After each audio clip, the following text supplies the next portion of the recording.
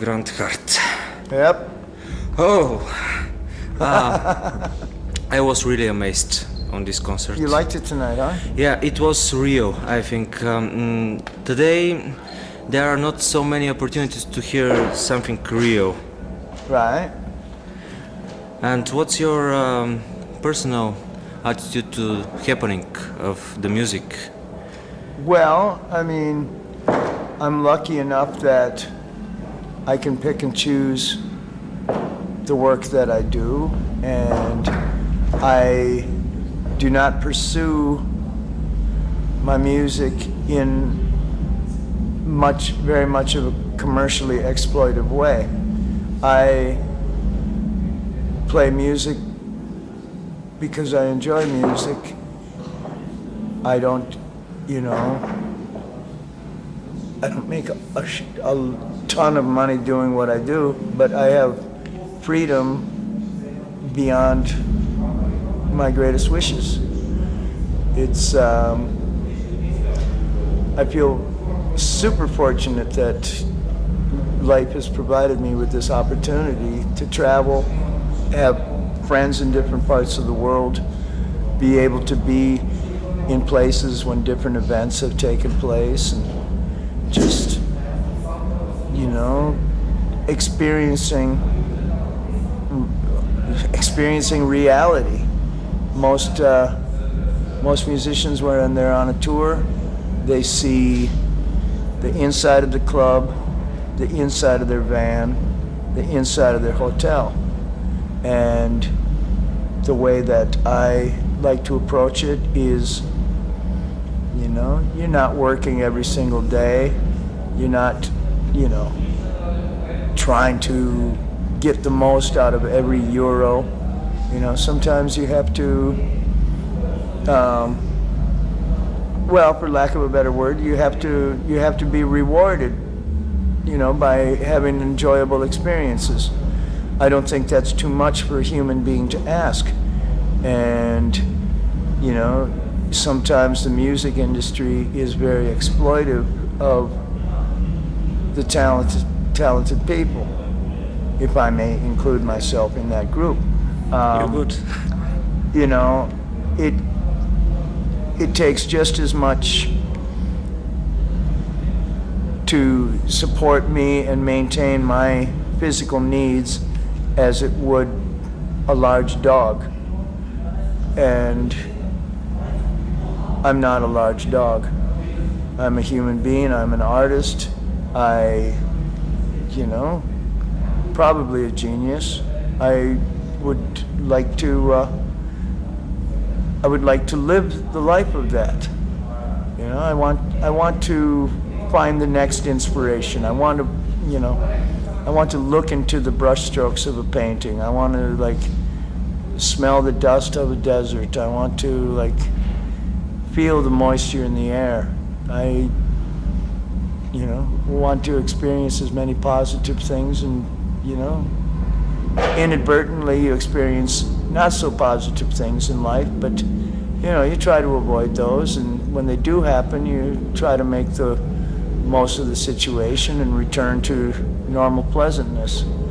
But in order to have the freedom that I want, part of that might be not having $1 billion at my disposal to, what would happen then? I would have to hire somebody to look over look after my Ferrari, to make sure that nobody steals my Ferrari. I would have to have 6 bodyguards because, I like to talk freely, and sooner or later there's somebody that's going to want to pop me in the nose.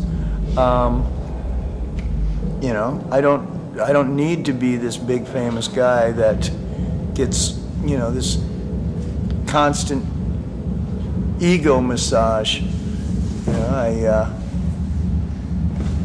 I like to be able to spread my message, but my message has nothing about it, to include a lot of what people like out of entertainment. I don't wear bling. I don't, date a supermodel. I don't, I don't drive a Rolls Royce. I enjoy long-lasting quality in the things that I own, and I don't follow fashion except the fashion that I don't follow fashion except for the fashion that I invent for myself. You said it very well outside of the building, talking to the audience a couple of minutes ago after the concert. I got a bit. What did I say? I will say now. I got a bit pissed off. So they didn't mean anything bad, but many people started to compare you with other musicians, to mention other names, and you said something very important. Some people would like to make money. I would like to make music. Yeah.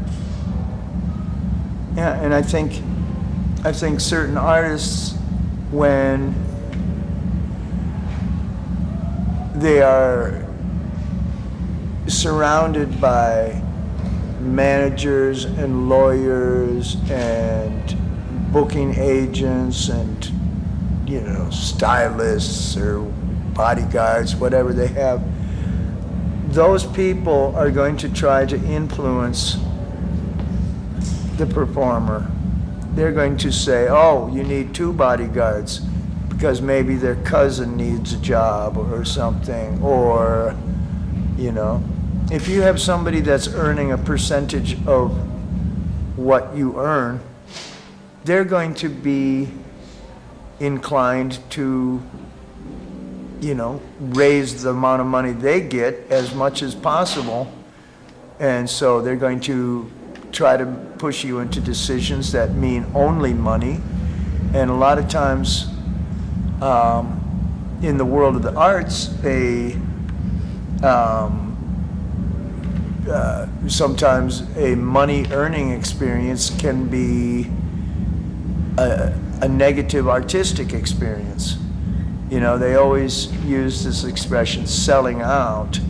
Well, what does selling out mean? Selling out, to me, would mean deliberately changing how I work in order to make, another interested party better off financially. If I was to do something that made the record company rich, or something that made the studio rich, or the manager, or the stylist, or what have you, I don't mind, working hard and getting, remunerated for it. I like to be able to spend money, but I don't like to be influenced by greedy people. And there's plenty of them in the music business, and all of them have something that they think that an artist needs to do in order to be a performer in this day and age. You got to hook yourself up with a product. You got to endorse, so and such equipment, or you have to, cut short your beliefs because, people might think wrongly about it or something. Okay, I will ask you about your experience on Balkans, because you started with the point of curiosity and not just being somewhere in the concert hall or in a van. Especially for former Yugoslavian countries, many people grew up with Huskardu, and now you have also a Croatian band. You have been to Macedonia not only to play, as I remember. I have had times visiting here where I've had a little bit more time, but there are things, every trip that I've come to Macedonia, there has been a show. So I have not been able to come here strictly for a vacation. There are goals that I have to make that happen. I think Kokonyo really intrigues me. I'd like to be there sometimes when the sun rises on an important You bet. I like to see how that calendar works. And I think it's pretty amazing that we know the name of the man who discovered it. I mean, we don't know the name of the man who found Stonehenge. You know, the English have known about it ever since it was an active Druid site or Celtic site. Angkor Wat or Abu Simbel, these other, you know, Neolithic observatories have, you know, no name attached to them as far as who discovered them or who rescued them from oblivion. And, you know, to me, that's pretty wild that, you know, I can't think of the man's name right now, unfortunately, but to think that I have met the man who discovered that this, you know, thousands of years old stone sculpture is actually a functional creation. If we go back to the music, so on the live concert, also in the recordings, but especially on this concert, because it's very fresh in my head Right. and in my heart now. I like a lot that kind of, in the same time, very quiet, very zen, very calm thing, and the rock and roll inside during the whole time, probably. Right? So your personal attitude between the about the tension between these two sides of the music? Well, I think that the more dynamic a concert is, the more exciting it is. If I spend a moment, you know, playing quietly, it's going to make it sound even louder when I do play loud. And, you know, I've been in bands that play at one level from the beginning to the end, and it gets kind of tiresome after a while. I want to stay as interested in my own music as possible. It would be, to me, it would feel like a failure somehow if by exploiting my own music I was to lose my love for it. Okay, the very last question is about storytelling. Okay. So this is very long subject actually, All right. and on a certain point, a couple of years ago, I thought it disappeared from the musical world, but I discovered it through some musicians the last years, and you are also one of these musicians. Thank you.